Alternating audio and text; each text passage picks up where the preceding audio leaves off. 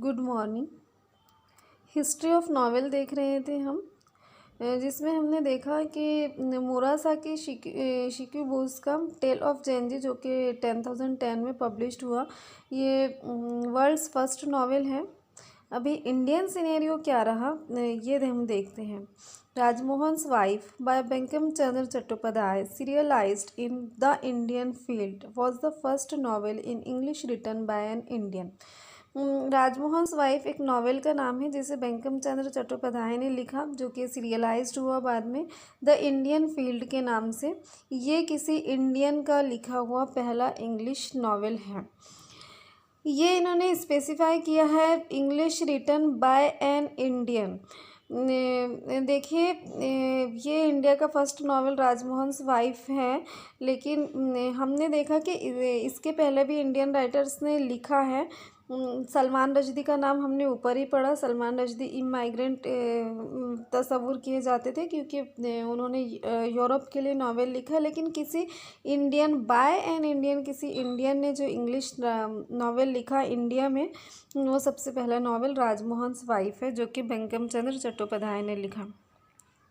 The period after that is marked by few more novels written by the Indian writers। उसके बाद में उस period में और भी बहुत से नॉवेल्स लिखे गए इंडियन राइटर्स के ज़रिए जो बहुत मशहूर हुए।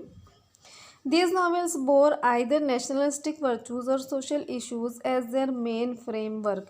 तो उस वक्त जो नावल लिखे जाते थे तो उसका जो मेन था, उसकी जो थीम हुआ करती थी, नावल का जो प्लॉट हुआ करता था, जो उनके मेन फ्रेमवर्क में कौमी जज्बे और समाजी जो मसाइल हैं उनके मुताल्लिक़ ये नावल लिखे जाते थे।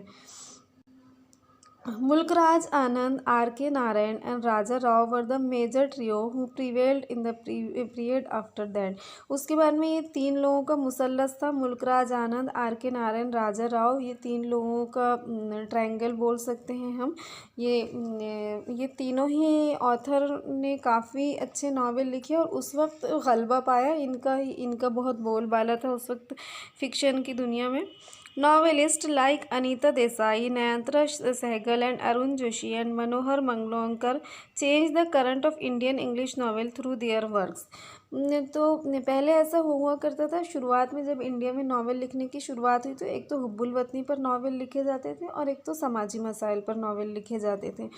बाद में अनीता देसाई, नयनतारा सहगल, अरुण जोशी, मनोहर मालगांवकर वगैरह ने जो उनके वर्क थे, जो पहले की जो थीम या पहले की जो प्लॉट हुआ करते थे नावल को, उसको चेंज किया।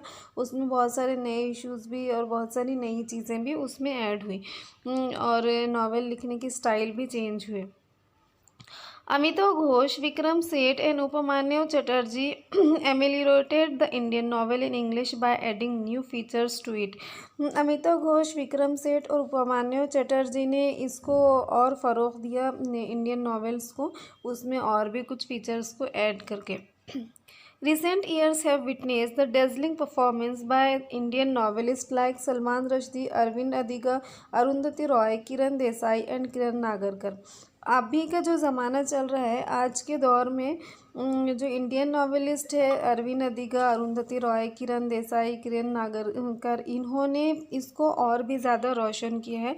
काफ़ी रोशन और तापनाक इनका किरदार रहा है नावल निगारी में। The tradition of Indian English novel has undergone a vital change since its birth and it has undoubtedly very bright future।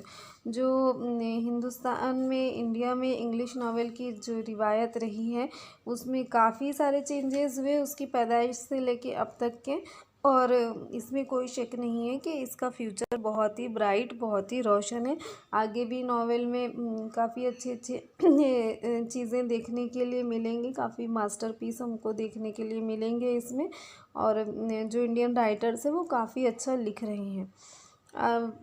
इसके आगे हम नेक्स्ट वीडियो में देखेंगे इंशाल्लाह। खुदा हाफिज़। Have a good day.